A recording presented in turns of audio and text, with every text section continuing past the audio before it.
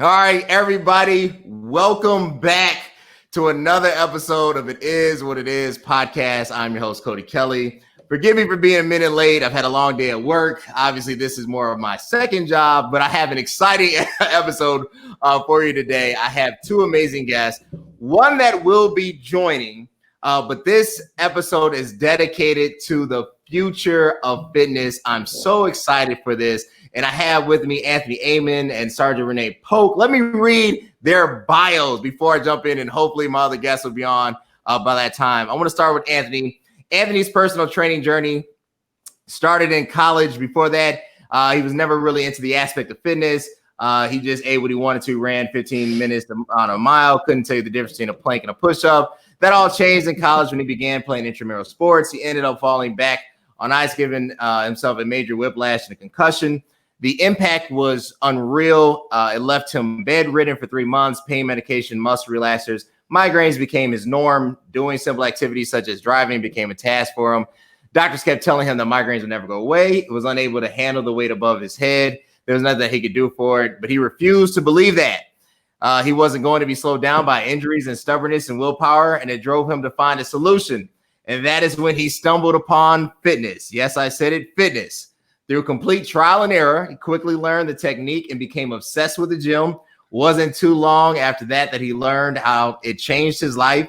It not only stopped his migraines, but now he accomplishes things that everyone told him was basically impossible. Personal training has taught him how to pass this knowledge on to others. He truly understands what it feels like to be hopeless and lost. He's helped many different clients of all backgrounds achieve their goal and has allowed them to witness the changes that they didn't think were possible. He is the CEO of Redefine Fitness, and his answer to all fitness questions is not about having the biggest muscles in the room or about being the fastest runner. It is about helping you redefine yourself. He owns a personal training studio, works with trainers nationwide. He also hosts a podcast. Connect with him, guys, on his podcast. I've listened to it. He runs and hosts a podcast and engages himself deeply in his community, and that is Anthony Amon. And I also have with me another, she played collegiate basketball. She is a fitness enthusiast. I have with me Renee Polk, aka Sergeant Polk. Just a little short bio about herself. Originally from Crestview, Florida. Attended the University of West Florida. Played on the women's basketball team on a women's basketball scholarship. Graduated with the BS in sports management and exercise science. She has been in the U.S. Air Force for over 8 years. She is a veteran as an aviation resource manager. Currently serves as an enlisted accessions recruiters for the Chicagoland area with the AD and aviation management. I am so excited. And then I also have with me my other guest, Tai-Wan. Tai-Wan, welcome to the show. Tai-Wan is a leader in the fitness industry. I'm grateful for him to be on here. He hit me up and he said he was joining later, but he is a fitness leader. If you've ever connected with him or seen any of his videos, people really follow him. He's got a mass following, connect with him. And I'm just super excited about having you three individuals on this show. How's everyone doing? Great, man. First off, Renee, thank you so much for serving. Oh, thank you. Appreciate it. Thank you for your support always. Cool. Well, look, I want to get into it. I want to start with Tai-Wan because he responded first to my request when I asked him to be on here. He didn't know me from Adam, and you know me, I'm like the DM king. So, I slid in. I was like, hey, look, I know you work out. I got this podcast. Fitness. Why did you get into it? No corny answers. Why? Why did you get down or start on this path? 100%. Got into fitness when I was 16, and it was to impress the women. That's how I got into fitness. 100%. Hey, look, impressing the women. I get it. I mean, I'm married now, so I can't. But I get it. That was definitely a reason why I got into fitness. So I'm gonna go to you, Anthony Amon. I read your bio. You stated why you got into fitness. Really, what has fitness meant to you now? Like, you've seen your kind of journey. What is fitness now meaning to you? Everything. Even as far as mental strength. So I work out now to get my mind right, to make sure I'm on the right path for the future of my company. What's wealth, man, if you don't got your health? That's what I tell everybody. Wealth is health. Sergeant Polk. Fitness. Why get on that treadmill? Why eat right? What has fitness meant to you? Well, my journey started back when I was in grade school. Definitely battled weight pretty much my whole life. And then, of course, continuing that, seeing where it led me through sports to compete on a collegiate level and even a semi-professional level. And now it is my job. They pay me I have to be fit. I have to be mentally resilient, and also, physically fit to do what I do, even as a recruiter, because we are the face of the Air Force. I don't speak on behalf of it tonight, but of course that is one of the reasons why I did join, so that I could continue this lifestyle and implement it every day. Awesome. Look, I want to take it up a notch. Fitness has changed. When I got into fitness, I saw a cover of Ronnie Coleman and Jay Cutler on Muscle and Fitness, and I was like, I will never be those guys, but whatever they're doing, I want to get as close to it as possible. But it seems like now you don't have to compete. It seems like now all you need is an iPhone and an Instagram page, and you can basically build a brand from there. And I'm going to start, Tai-Wan, I'm going to start this one with you. Do you need to compete anymore? Is competition, do I need to go to Mr. Olympia? Do I need to win Mr. Universe?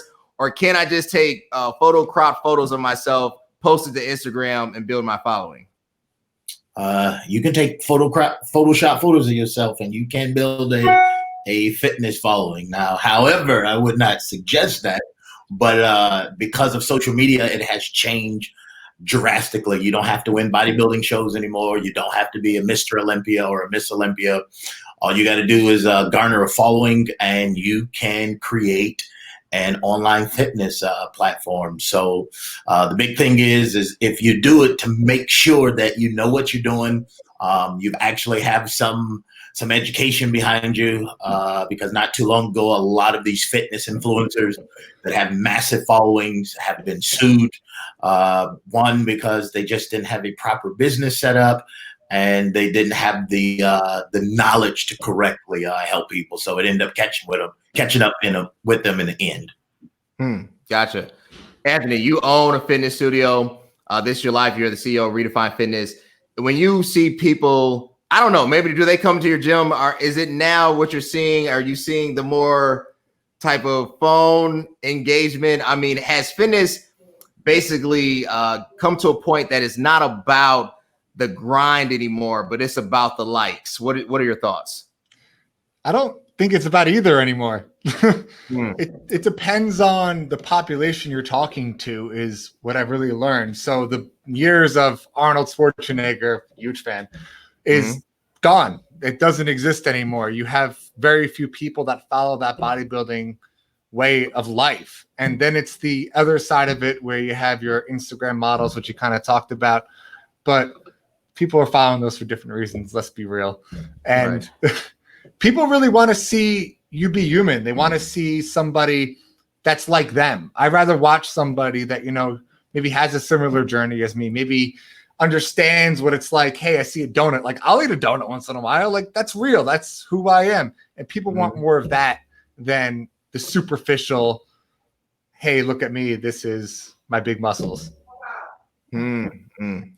Sergeant Polk, fitness. I think Anthony hit it dead on the head. People follow Instagram models for different reasons. It's not because of working out. It has definitely shifted. And I would say probably more toward a new aspect of fitness, really focusing on women's beauty, really, right? So as a woman, right, what is fitness now meaning? Is it a fad? Is it something that because it looks cool, or is it for competition's sake?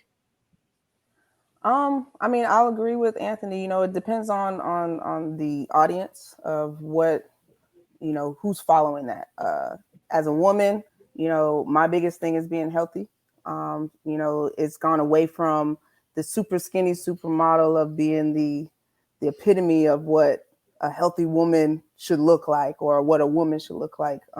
Now it's more so, the fit physique, not necessarily into the bodybuilding, but that is also big, especially in, my profession of what we do, because that is the next level of fitness, because it's the dedication and the discipline that it takes to even, compete on that level. So you have, I like it in today's terms of you get in where you fit in, what you want to emulate, what you want to see yourself. Again, I'm more so a personable person when it comes to, I want to feel good so that I can, operate at my highest potential mentally and physically. So it's not so much about, yeah, we all want to look good, but when you look good, you feel good. So you find that happy median. And I think, social media plays a lot into that. And you kind of follow what you desire to kind of emulate. So. Awesome. Let me pitch this one to you, Renee. Phobias or misconceptions. What are some of the misconceptions about fitness, maybe from a woman's standpoint? Because I think there are phobias when I think and I'll get to it, and I'm going to drill this one for you, Anthony and Tai-Wan. There's this assumption, and I'll get into the usage, that everyone's on steroids. First of all, that's an umbrella term, right? I feel like that's like steroids is like, dude, that's so far left. But there are misconceptions in this industry. There's this total blank. For as a woman, what are some of those misconceptions? Like, is it that you guys only do squat day? Like, what are the misconceptions from a woman's perspective? Number one, if you lift, you're gonna look like a man.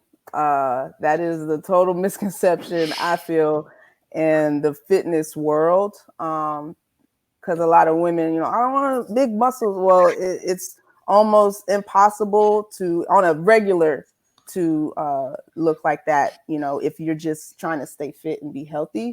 So, but on the contrary, like, you do have to have muscular strength training, I think, incorporated with your, just, if I just was to go out and run 5 to 10 miles a day, you would lose some of that muscle strength that you need to function daily. So having a balance, I think, having that misconception of, if I touch a weight, I'm going to bulk up and look so manly that nobody's going to, I'm going to take my femininity away. Because I like to, strength train and have that good contrast between that. So I think that's one of the biggest phobias of when women are trying to get into working out. I'm like, okay, we got to do some strength training. You don't have to lift 45 pounds, but I mean, you got to get in there and, do some muscular endurance as well. Awesome. Anthony, phobias. Man, I'm cracking up laughing listening to her because she nailed it right on the head. I have so many clients that hear this all day, and I'm just like, repeat. No. It's true. Yeah. I can write a book about phobias. Where do you want to start? Was my show, but you just go ahead and do it. Whatever you want to do. I'll start right where she's coming off with the women aspect of it, with working out, weightlifting. Women can do exactly the same workout as men, do that 5-rep max, whatever it may be, build for hypertrophy. I don't care how often you train. You are never going to be bulky like a guy, and you're never going to be like those women you say, I don't want to look like her, because I promise you she's on something. That is total, utter misconception. The other one is cardio, and this is something big that I love talking about. And I loved how you brought this up, Renee. You nailed this perfectly. People think the best way to lose weight is running. It's true and false. And there's that phobia behind it where people are like, I need to lose weight. I need to go start running. Yeah, you'll lose weight, but you're also burning muscle. The more muscle you burn, you lower your metabolic rate. So you probably notice people who are avid runners, those long distance Olympic runners, you see, the twigs. The second they stop working out, guess what's going to happen? That's it. It won't get all fat again. You take a bodybuilder, someone who's really big into muscles, like trying to build their muscle mass, the metabolic rate's going to skyrocket. And these guys eat 6,000 to 7,000 calories a day. I myself eat 4,000 a day. I ain't going to bulk up unless I take off like a year of working out. That might be an exaggeration, but you need a balance of both. Cardio is great for your heart. It's great to lose weight quick. But if you want that weight gone forever, you got to weight lift. And it's a huge phobia, especially for women. So please listen to this and weight lift. Weight lift. Tai-Wan, phobias. What are some of those phobias? And kind of in my audience, the biggest phobia is a lot of people are insecure about themselves coming to the gym because the gym that I go to is a very visual gym. You can walk into it. There are cameras everywhere.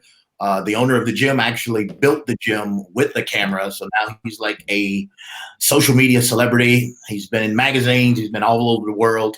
So the biggest phobia that I run into is a lot of insecurity. People feel like I have to be in shape before I can consider myself healthy or into fitness. And, we try to target in on that and, preach more the health and fitness. Yes, you have the physical aspect of it, but to me, I believe overall well-rounded, health and fitness is the way to go. As you said, the days of Arnold Schwarzenegger are gone, Ronnie Coleman's, not that they're gone, but, that's not what people are aspiring to try to be like anymore. One, it takes a lot of chemicals to get that point, and then the workload and the dedication to get there, that's an entirely different conversation. So that's what I see. I'm glad you hit on that. It takes a lot of chemicals. You got to say something, Anthony? Yeah, can I just expand on that? What Tai-Wan was saying? That's what we do. We get the people, they have these insecurities, like we're personal training, so they're afraid to go to big gyms. They think everyone's looking at them. They think everyone cares about what they look like. I can't walk in the door. No one's going to judge me.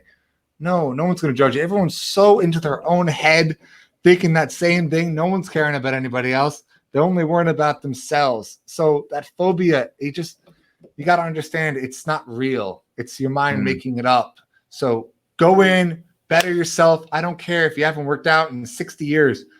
Do something, and that's going to go a long way for you. So thanks for bringing that up, man. Appreciate it. Anthony, then Tai-Wan. I'm going to pitch this question to you, and then Renee, you can jump in. COVID-19 has changed the world. It goes without saying, right? A lot of gyms closed because they had to stop the spread of this transmission. And gyms have started to reopen. And in most states in Illinois, we're in phase 4. So I think we're at 50% capacity for gyms. But it's changed the way interaction happens, right?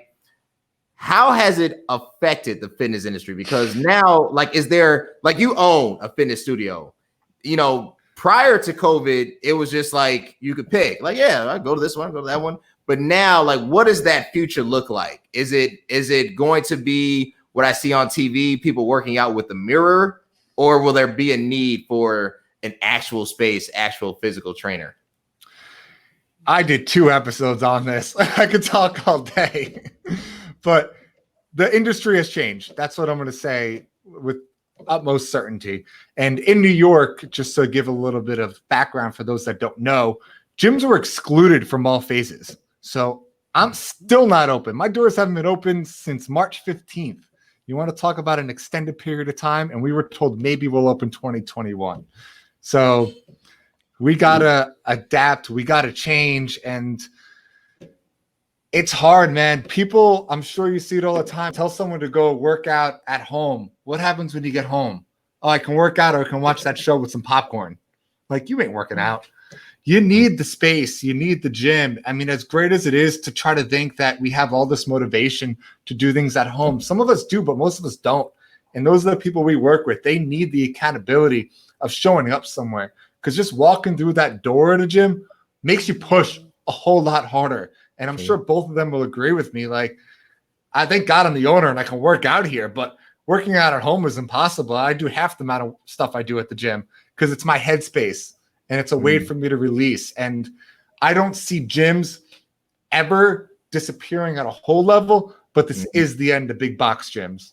Everything is going to be broken down into a studio because there's no way a gym like Planet Fitness or LA Fitness can survive off of quantity with a small overhead for basic membership. Working at half the capacity now, you got to double rates just to make the same amount you were making before COVID.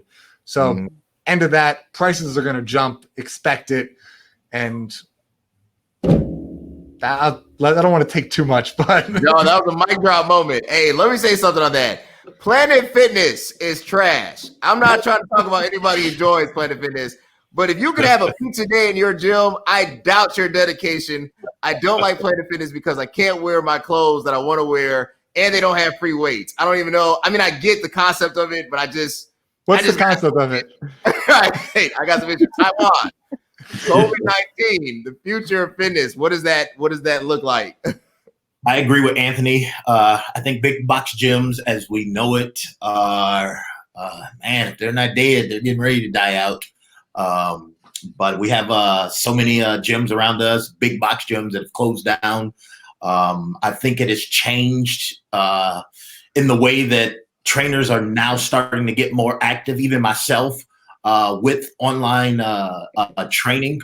But I do also agree with Anthony that I don't think studio style training is ever going anywhere because you do push more when you walk into the gym and you walk, especially if you're doing group classes and you're with other people. You know, there's a competitive edge there. There's a competitive label, and you kind of push a little more. I don't see that going away. And the fortunate thing for us right now is we're currently still open as a gym. We shut down for a couple of months, but we're back up and going. And the biggest thing that I saw was a lot of these fitness people were just going stir crazy in their homes. You know, like even myself, I started working out and training at home, and then I just lost motivation. You know, people with the same mind pushing for the same goal. So I don't ever see that going anywhere. But COVID definitely has changed the gym landscape. Definitely. Renee, I want to throw this to you. One of our audience members said, I think it's possible to sustain real results. I mean, maybe if you're like, you know, you got millions of dollars and you can build basically the state of the art gym, but for the average consumer to really maintain a lifestyle of fitness, what are your thoughts on that? Man, I was trying to wait my turn because Anthony hit it. Like the concept of that discipline. Yeah, I'm working at home. I've even built a small gym piece by piece. I went and bought me a treadmill just to make sure I got some type of cardio in. I could fold it under my couch. You know, I have medicine balls. I have the weights, free weights. I have the stretch bands. But it's nothing like getting out of your home and into that space to really mentally put into your workout what you're trying to get out of it. Yeah, you can build up that discipline at home. And then, of course, if you have the money to build an actual studio gym, I'm lucky to have an apartment, be in an apartment which has a studio gym here. So I can leave out of my residence and then go upstairs to the gym. But as far as I was never a videotaper, or I can, you know, Tybo and I mean, maybe one T90X, maybe 1 week or 2 weeks, but I never stayed with it. You know, it's just something about going to, you know, being around other individuals that, you know, I remember I'm on the treadmill. I'm like, I look over and I'm like, I got to keep going because I see somebody coming in and, you know, I'm like, man, you know, I want to just that encouragement to be around others that are working towards their same goal. You don't know what they're trying to do, but they're there for that specific reason. And I feel like that's once, especially just getting to those doors, you know, there's been days where I'm like, I don't even feel like working out. But the minute I get to the gym, I put my gym bag in the locker room and I step out on the floor, it's like, okay, I'm so glad I came. And now that's the hardest part. And I think having, you know, home gyms is nice, especially on those days where you can't break away to get to the gym and you can kind of stay in between. But I think it's more so of just a bridge to you can get to those facilities. Where the future is going to go, you know, right now it is definitely stretching me to think outside of the box because I don't own a gym. There's, you know, and even with the facilities that we have, you know, in our the Air Force, a lot of them are shut down, but smaller workspaces, being able to, you know, at least get into a gym. Like I said, they're you know, they're limited capacities. So I don't ever see them going away because I see more people, because you can't go, trying to fight to get into them now. So I think it's just going to be a redirection of how we, you know, can shift into the future. Definitely. I got a few more minutes. I want to really hit on this one. This is the question I've been aiming for. And I want to start with you, Anthony. Supplements. Look, like I said before, there's the phobia, there's the myth. Steroids, right? Now, are there people who use them? I would not recommend them, nor am I against them. That's my official stance. I just don't use them. I wouldn't recommend it. But like that extreme, because I listened to Ronnie Coleman on Joe Rogan, and he explained why he went into it, right? But that's a totally way out there. But there are supplements that are absolutely essential, like protein, right? Before I get into what you should be taking, let me get into selling supplements without validation. I'm seeing a lot of people market supplements that aren't into fitness. Is that ultimately dangerous? If somebody, and it could be a side hustle, I don't knock it. It's just like when I go to GNC, I know the guy doesn't work out, but I'll allow him to explain what the supplement can do, but is it ultimately or inherently dangerous to go down a path when it's not validated? Absolutely. It's the supplement industry, just so you know, is worth billions and billions of dollars because they're able to sell things to people because they believe they need them when about 90% of them do nothing. So I'm sure all of you know people who take multivitamins every day. Right. Everyone's like, I need to take my multi. I need to take my multi. You don't. You really, really don't. Unless you got some severe deficiencies, maybe look into it. But I'm going to pinpoint everyone. It has nothing to do with me, so this isn't me helping myself at all. Check out the website, examine.com. They take every supplement, they put it into peer-reviewed journals, and then tell you at least a little bit of inkling if something works, if something doesn't work. Like I said, it has nothing to do with me, but I use it as a reference all the time. Awesome. Tai-Wan, supplements. This, like Anthony hit upon it can be dangerous when it's manipulated for profit gain. What works versus what doesn't. Obviously, you need it. You get done with a real heavy chest day. You got to eat, right? Like, so what should the consumer do when it comes to supplements? What is the first step? So I'm a little conflicted because I was that guy. I would take everything: protein, creatine, fish oil, multivitamin, carbolin. I mean, you name it, fat burner, whatever they had, topical solution. I was the guy that I took all of it because I felt everything I could take, I could get an edge. And, I'm different with it now. I rarely take protein myself. I rarely take creatine. I am more of an advocate now of eating whole, organic, healthy foods more than anything. That's like the journey that I'm on. I only recommend supplementation to people now just kind of out of habit. It was like, hey, I want to take something. And I really want to tell them you just really need some good food. But, some people are at that mindset now. They feel like they got to have a supplement. I know what that feels like because I was there. But through, learning and education, I kind of found out that, as Anthony said, 90% of that stuff does not work. It is a mental placebo. You feel like, hey, if I'm taking it, I'm doing well. And, sometimes that's not the case. So, I'm real conflicted with the whole supplement industry right now. Gotcha. Renee, supplements. I'm not a woman, obviously. I don't know what the temptation was. I know I can take myself back to high school, 2005. BSN came out with NOS Explode. You saw Ronnie Coleman on the cover like this, and it changed everything. It was like, crap, I'm gonna look like this, right? So as a woman, right? Obviously there are products that are marketed toward that.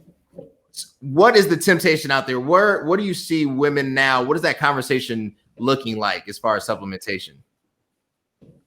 Fat burning, it's always been something that's going to target what, is being pushed through the media, to lose your stomach, to get a bigger butt, to tone arms, whatever it is. My biggest thing is, again, we've talked earlier, your body is, if you compare it to a car, what you put into it, that's what you're going to get out of it. So I do take some supplements simply because I'm getting older, and certain, vitamins, after doctor visits and things like that, you might need to just help as far as iron, vitamin D, things of that nature. Now you can get that in food, but also relating to your lifestyle as well. I'm constantly on the go. And there are days where I'm like, I'll forget to eat. So taking supplements for me is more so to just get, that energy replacement, not necessarily I'm needing it to look a certain way. And so some of the misconceptions of, yes, you can get that in food, but if your body is lacking something or, for me, the best place to start is your physician and see what it is in your blood. Because, they say you need to eat for your blood type as well. Whereas if I eat a whole thing of eggs, to get vitamin D, it might not, my metabolism might not break it down as fast, so I might need to get that elsewhere or, in a different form. So doing research, I think, as a woman, before just going out and, getting the latest, greatest, craze or fitness, supplements is important for me. So that's just my perspective of it, not being that I do this every day, to study it. But when is something that I'm noticing in my workouts or maybe, not reaching that peak potential that I used to, I'm like, okay, something's lacking. What am I doing? And what's in my diet? And then from there, that's where I would go from, okay, how can I supplement that? And not to maintain that on an everyday until I can get back to that level. Right in the morning, do you need that little pick me up to that caffeine or, something to get you through your workout? And, that's how I would look at it. Yeah. But I don't know if that answers your question all the way, but. No, that makes sense. Just to reiterate one of our comments, he is a Dr. Michael Simpson. Read the fine print on supplements. Statement has not been evaluated by the FDA. His products not intended to diagnose, treat, cure, or prevent. I want to do this. I know this is my last question. I know we scheduled this for 30 minutes. I want to start this with Tai-Wan. Why has fitness been so diverse? When we think about kind of the social climate, what's going on in the United States, really the world, if there has been one area of sports, it seems like the fitness industry never suffered from a diversity problem. The second Mr. Olympia was Sergio Olivia, who was from Chicago, right? Like, and then after him was Arnold. Like, it was never bashful of different representation. Why do you think that is? Because no matter what your background is, no matter what your religion, nationality is, at the end of the day, in that field, what you just named with Arnold and Sergio Olivia, I mean, your body does the talking. Like, at the end of the day, how you look, what you've accomplished, it does the speaking for you. And I think fitness has been so diverse, from its beginning all the way up until now, because at the end of the day, everybody, I don't care where you're from, what your background is, when you feel healthy, everybody wants to have that feeling. So I just think it's been a diverse platform, and I think it will continue to do so and grow exponentially. Great. Anthony, why do you think fitness has been so diverse? Just to echo Tai-Wan, and I do believe it. If you look good, you feel good, and that's what people want to vibe off of. Why has fitness achieved what the NFL hasn't achieved? Well, you're gonna love my answer. Maybe not. I don't know. So personally, it's because people work well together when you have a common goal. And that's kind of what Tai-Wan was saying, where we're all going to the gym. We're all working out to better ourselves, to better our future, to spend time to work on ourselves. And I don't know if you guys both notice the same thing I do, but people who work out more, who are more conscious about their health, tend to care less about what's going on in the outside world and tend to take everything eternal and fix their own problems. So I know this as a business owner, this is why I work out, because it clears my mind to be able to help me get through the rest of my day. I don't wake up with brain fog like most other people do. I don't have that where I just feel lazy and beat down. I go to the gym, I work out because I want to push myself forward and I want to be successful. And I want to take as many freaking people with me as I can and make everyone successful. Like, that's the journey. And we all have that same exact mindset. And it's on top of that, camaraderie where you take two people and let's say their boat capsizes or they're stranded in the ocean. People bond when they're in tough situations where they feel like, there's so much stress, and then you find a connection with that person. A lot of people find love because they went through some hardship with that person.